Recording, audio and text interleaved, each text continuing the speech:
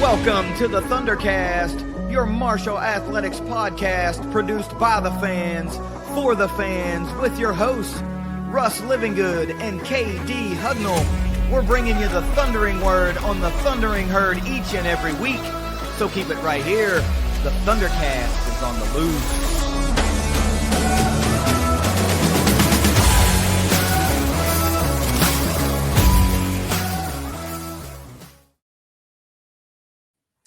Thank you for downloading another episode of the ThunderCast, and this is going to be our 7th in this new series, getting to know our opponent. And we're facing the Texas State Bobcats this weekend, and we've got Jacob Rodriguez from the Squarin Around podcast. Jacob, welcome to the show.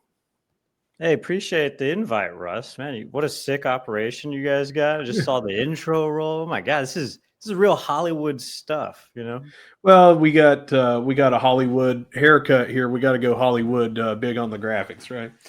It's a running joke on our show about my hair. But no, I appreciate you coming on, and we are going to get to know a lot about Texas State thanks to you. And then toward the end, we're going to get to know more about you and your show that you do as well. Yeah, man, that sounds great. All right, and before we get into all that, I've got to get a word from our sponsors at Leasure Oliver PLLC. If you've been hurt in a wreck, call the law firm of Leasure Oliver PLLC. Found them at 304carwreck.com. All right, Jacob. I always do this, totally flip the script, upside down, backwards, whatever you want to call it. Most of the time, this question is asked at the end of the show, but I like to work backwards with this. So give me your score prediction for the game on Saturday. You're muted. Oh, my bad. See, that's all right. I'm already messing up your high quality Hollywood thing, man. I'm gonna say 42. Or no, hang on, let me flip it. 52-42 Marshall. And the reason being is because I've been so sad. I've been down in the dumpies on this team the last 2 weeks. If you didn't tune into the Sunbelt West Division basically last week, Troy took a dump all over our homecoming game. It depressed me entirely. Yeah. It's easy to do as fans, man, when you take a bad loss. We've had 2 of those this year, so I get it. You've had a couple in a row of losses coming from behind. We experienced something very similar earlier in the year, so very, very natural. So now we're going to work backwards to see how you come up with this 52-42 prediction that you have, and we're going to start off. Tell us a little bit about your coaching staff. I want to hear about the head coach, Kenny, and then offensive coordinator, defensive coordinator, just more about their philosophies and where they stand right now with the team. Yeah, so our head coach, obviously, is G.J. Kinney. If you haven't heard the name, he's going to be a name that comes up across basically every conference in the country. Hopefully, very soon, the Pac-12, which is where Texas State is going to go. I think Texas State for the Sun Belt is like the nerdy girl that suddenly became very hot, and now she's out of everybody's league, maybe. I feel like that's like the thing now. So now Texas State's hitting the dusty trail. This is the last year in the Sun Belt. Probably the first time we've played football against Marshall ever. Going back to last year when Marshall joined the Sun Belt, right? It was last year. I think it was last 2022.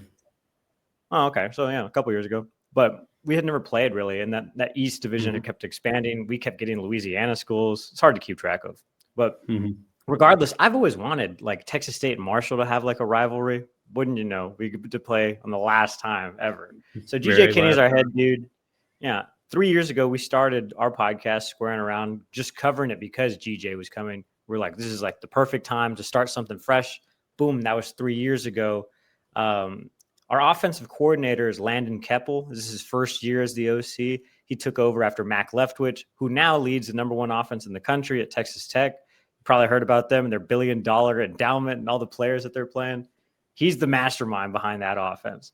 Okay. So this is kind of the first year without that kind of like high power, like exotic. I mean, it's still there. There's still shadows of it.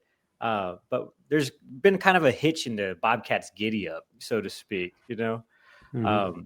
On the defensive side of the ball, we got our guy Dexter McCoyle, who's a friend of GJ Kinney's, played professional football, did a lot of things, defensive back. Dude's huge, larger than life character too. They've recruited a lot, really, like on the interior, like defensive linemen, the edge rushers, corners. All we heard about this offseason was how good these guys are.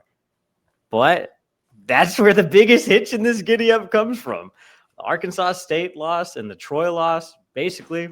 I mean, not pointing fingers, but pointing fingers. If you had to point it at anybody, it'd probably be on the defensive side of the ball. And on special teams, Tanner Burns, which is GJ Kinney's literal best friend. Crazy.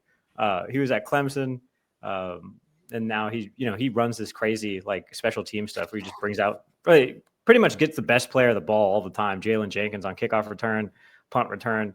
Those guys can do crazy stuff. But we got a kicker that's missed 2 things that have probably won us the game if we could have done something right. We're like 2 ball bounces away from being 5-1 or something ridiculous like that. But the Bobcats sit 3-3 as I speak to you right now. Well, Marshall fans are going to perk up when they hear that because we have 2 losses of a combined 4 points. Not counting the Georgia game. So we are very, very close, 1 play in each game to being 5-1. So 2 teams that could be 5-1, 2 teams that have had 2 losses that kind of got away from them from defense, 2 teams that are sitting at 3-3. It's already starting to sound like this is a lot of mirror image. Let's start with the offense first as we break down the team here. Tell me about your quarterback, who's put up a lot of great stats so far. Quarterback, his receiving core, who's going to be rushing the ball, and then those big guys up front that are making it all happen on the offensive line. Yeah, even before the season started, probably the biggest headline was that, we just kept adding portal transfers. We had this dude from Idaho. I knew that dude wasn't going to be here very long. He ended up, I don't even know where that guy is now. Whatever. Didn't even bother learning his name. We have so many quarterbacks. GJ Kinney's a quarterback addict. He just adds all these dudes. We have Keldrick Luster. He's the number 2. Brad Jackson is a redshirt freshman.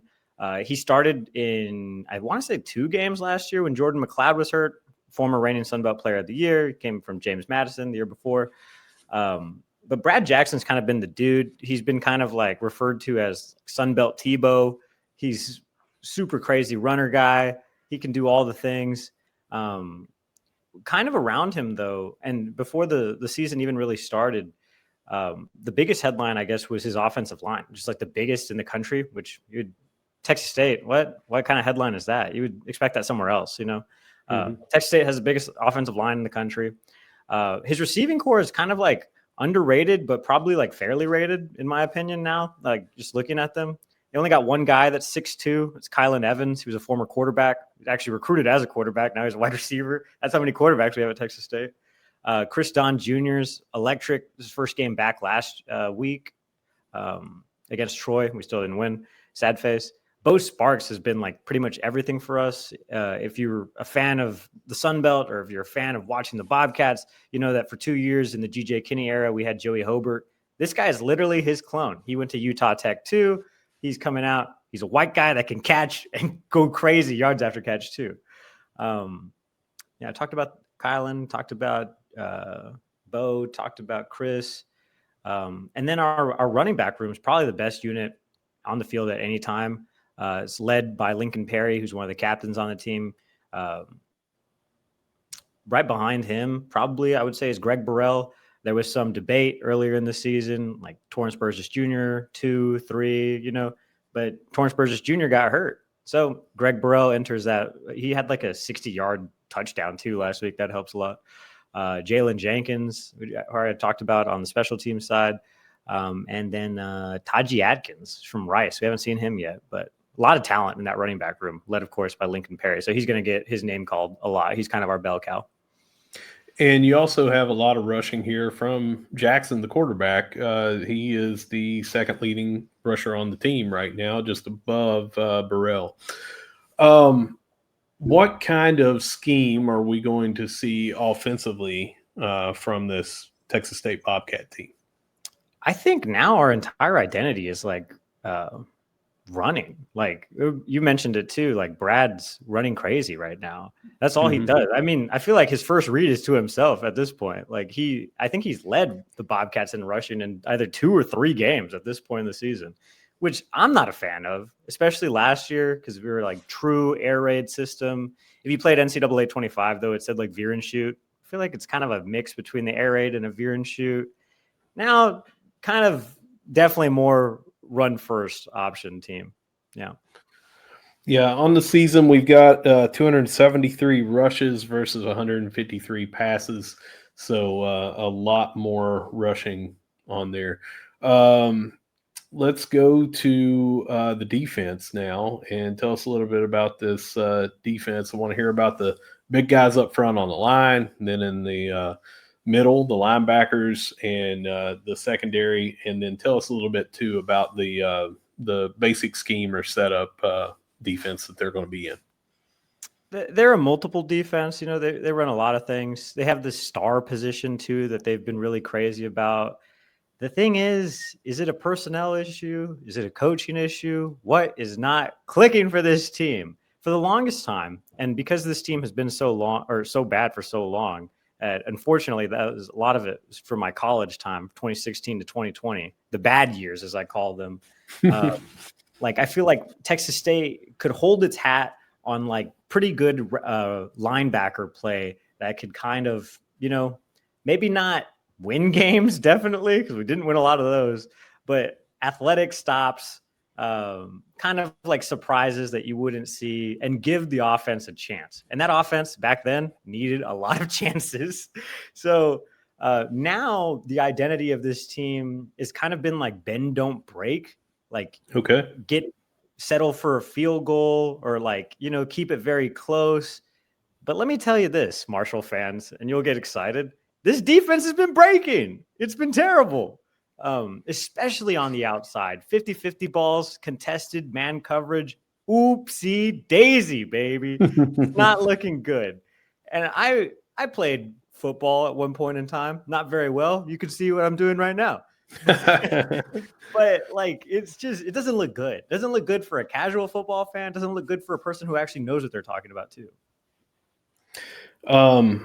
One thing that stands out to me here, I'm looking at the stats. There's 1 interception and 0 fumble recoveries, 0 forced fumbles, anything like that. Do you feel like that is a major problem with the defense, that they're not creating those turnovers? Yeah, but that was also, I mean, it's not uncommon, I guess, for this team. I feel like year 1 GJ Kinney era, we had a bunch of takeaways on that side of the ball. That was also the year that we had some kind of like carryover from Jake Spavital's team to Kinney's team, and then huge transfer portal year for us as well. We had like 51 players. The only team that had more transfer players was Colorado than Texas State. So it was nuts.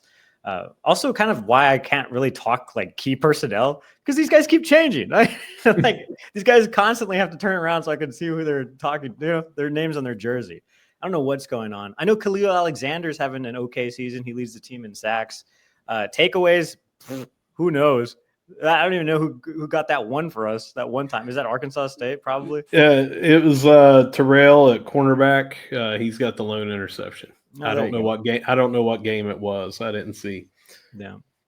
And sacks. I mean, you guys got 17, so you know, pretty good there. Almost right at 3 a game. So aggressiveness. All right, all I'm looking at here is stats, so I'm relying on you. Aggressiveness here. We've got 15 pass deflections, only 1 interception, no forced fumbles, but you got 17 sacks. Would you say that it's a priority to be aggressive in creating pressure, but not aggressive in trying to go for those balls? I know you mentioned 50-50 balls, but like nothing kind of, hey, we're going to try to jump the route and things like that. Have you seen any of that being overly aggressive, or do they play kind of conservative in the defensive backfield? Yeah, I guess it would be kind of conservative. I know I said 50-50. To me, it feels like 60-40. Like, I feel like if you toss it up, we're not getting that. Like, I don't know what that is or what you have to do to fix it. From a defensive mindset, I guess it just has to be like, go. The identity of this team, though, is to get to the quarterback as fast as possible. And if you can't do that, or like we've seen in the past couple of weeks, Jalen Rayner, homeboy from Troy, I don't even know his name, but he looked like an all-star running back compared to us because he just gets outside the pocket and we can't do anything. Like we have zero sense of QB contain right now. But that is the whole identity of this thing, is try to get this dude in under 3 seconds. And if you can do that, Texas State's defense will be very successful. And if you can't, well, we see what's going on right now. You can't cover man, you can't cover zone, you can't cover really anything. Gotcha. Let's switch over to special teams then, where games can be won and lost. Here's where you can flip the field for field position. Here's where you can get those crucial 3 points that you need, or even blocking or returning something and getting a score without even having your offense on the field. So let's talk about those guys. First, I want to hear about your kicker, where he's kind of good from a range and how accurate he is. I know you mentioned a couple of misses earlier. I also want to hear about your punter, how good he's been, and then any return guys and how electric they may be. Yeah. So first off, starting off with Tyler Robles, that's our kicker. GJ Kinney actually said last week, we don't have any other ones. We do. We signed 2 in the offseason. We signed 3 actually in the offseason. Michael James and Jacob Bonilla, both who, one of them, Michael James, actually was a Bobcat before. Then he went to SFA or Tarleton, one of those purple and white schools in East Texas. I can't even remember. But then he came back to Texas State. So I was like, what's going on here? Jacob Bonilla was actually who I was rooting for. They said Tyler Robles had the biggest leg, the longest leg, the most accurate leg. But he's missed a couple of field goals that would have won us the game. People have blamed him. I'm not blaming him. As I said before, I'm blaming the defense. I think he's most accurate inside 40 yards. Some people would say maybe that's an issue too, because he's missed a few extra points. One extra point being, that probably would have made the difference in that Arkansas State game. Wouldn't even been to or did that one go in overtime? No, it was that stupid fumble rumble score game. Whatever. I hate that. We've been in that scenario 3 times since we've started our podcast. I hate it. On the return side, Jalen Jenkins is probably our most electric returner. That's who guys kick to. I think Chris Don's back there too. Bo Sparks was there too, which is crazy because we have our best receivers on kickoff return. That always scares me. It's a dangerous sport. What are we doing here? The thing I like the most that Tanner Burns has done this kind of shuffle kickoff return. So you have all 11 guys ready to go, and then it's a scramble, and you're like, oh my God, who's going? And then they do a kind of a squib down the middle. The MO really is to either put it in the back of the end zone or give you the least amount of room to succeed in carrying the ball forward, right? Special teams, special players, special plays. Really no mistakes on that side of the ball. Troy got an onside kick that kind of scared me. I didn't think that was possible against Tanner Burns. He's a legend, doesn't really need to be at Texas State. He could be anywhere, but he's GJ Kinney's best friend. That's why he's here. But they kicked it. Troy's players kicked it right at Texas State. They didn't know what to do, so they had never drilled it before, and it was kind of a scary moment. So he talked about that this week too, which is kind of fun because I feel like special teams doesn't get a lot of shine, but as you're saying, could have probably made the difference in 2 or 3 games down the stretch. Yeah. Maybe the difference maker over here. Yeah, and as we said here, it could have been 5-1 for us if we made a couple of field goals. Wasn't the only thing that we could have done to win the game. With your losses, one in overtime at least, and the other one being very close at least, could have happened there too. How about your punter? I don't even know who that guy is, I'll be honest, because Texas State really doesn't punt anymore. And it used to probably lead the Sun Belt in yards punted, ever. We were 3-and-outed constantly against everything. And now I don't even know if that guy's on scholarship right now. He could just be a dude that we brought in randomly. Or no, it's not Tyler Robles. That's probably, who I have no idea. Yeah. All right. No problem. All right, so we have now talked about your score prediction, 52-42 Marshall. Has that changed any at all that we've been doing this back and forth now, talking about the offense, defense, special teams, or are you sticking with it? I think I'm sticking with it. Right now, if all things are equal and you're a momentum guy, I feel like Marshall's got momentum. And it's alliteration, so that's fun too, So we've come up with the score prediction. We talked about your coaching staff. We've talked about the offense, defense, and then those guys on special teams. So it feels like we've got a little bit more knowledge now as Marshall fans about this Texas State team. What we don't know is about Jacob, and what we don't know is about any other hosts that you have, and the Squarin Around podcast itself. So tell us a little bit about that, how you got started. You mentioned it when you got started. Also, where we can find your content, because I'm sure that you're going to be doing something before this game coming up that Marshall fans would want to tune into, right? Yeah, for sure.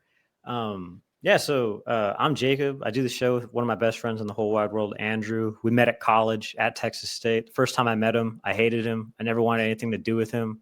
And now basically our show is monetized friendship. That's really what it is. Starting back in the Spavital years, because we got to cover when Jake Spavital took the team over in 2018, and then he was there for a while before Kenny took over.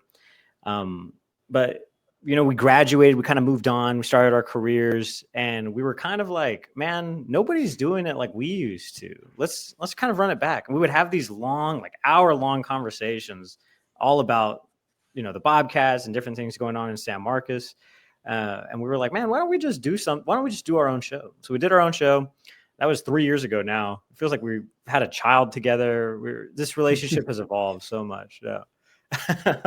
We're signed to the Dave Campbell's Republic of Texas Football Podcast Network. So that's where you can find all of our stuff. Just look up Dave Campbell's on Spotify or Apple or on the website, or, we're on YouTube as well, Squaring Around. Squarin, the Square, that's a nod to Texas State's Bar District, the college town of college towns. I've never been to Huntington, but I would put San Marcos up with Athens, with any other college town in the universe. Honestly, I love it so much. And the river right there being such a big part of the town, right? Oh yeah, it runs right through campus. Yeah. I used to blow off class all the time and go floating. That's why I look like this. I look like every dude from San Marcos ever, except I'm brown. White. That's funny. All right, so Jacob Rodriguez, thank you very much for coming on the show, helping us get to know these Texas State Bobcats that we're going to face for the first time. So I only have a couple more questions. Number one is going to be kind of an over-under. This is a long, long way away if you had to drive to come to Huntington, West Virginia from San Marcos, but we may see some people that fly in. Player parents, you may have some alums that are up this way. So let's talk about fans that might be making this trip to Huntington that we'll see at the tailgates and in the stands.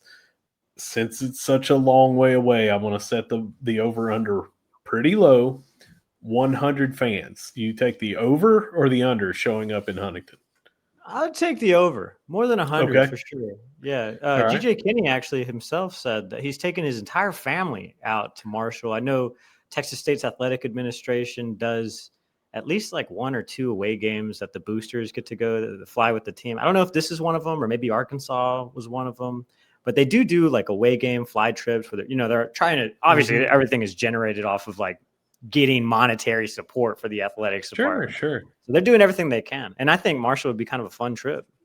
Yeah. So that far away, and we might have a bigger turnout than some of the other teams that we've seen that are closer than San Marcos. So that'd be pretty exciting. We tailgate a lot in Huntington, and especially the ThunderCast tailgates. So make sure, if you can, tell everybody to stop by our tailgate. But anybody that they're walking by should stop any Texas State fan and say, "Welcome to Huntington. Come tailgate with us." That's just the way we do it up here. So help us spread that word. So fired. We love tailgating, man. That's all we had for the longest time because our teams were garbage. So if there's anything Texas State can do, tailgate. Yeah, it is one of those things. I mean, we're known for our hospitality, but me personally, the game is obviously the main event, but right below that is tailgating, and especially new fans. Getting to meet. I've met some great friends through tailgating at SBC away games and here in Huntington. So I always look forward to it. All right, Jacob, thank you very much. We're going to let you go. Stick around, though, right after we sign off, and we'll talk for a few. And whether you see us at the Jack, whether you see us at the Cam, or whether you see us at the C Lot at Joan C. Edwards Stadium this Saturday, tailgating our faces off before we go into the game, no matter where you see us, we're going to be saying, go Herd. It's the Thundercast, and we'll see you in a few days.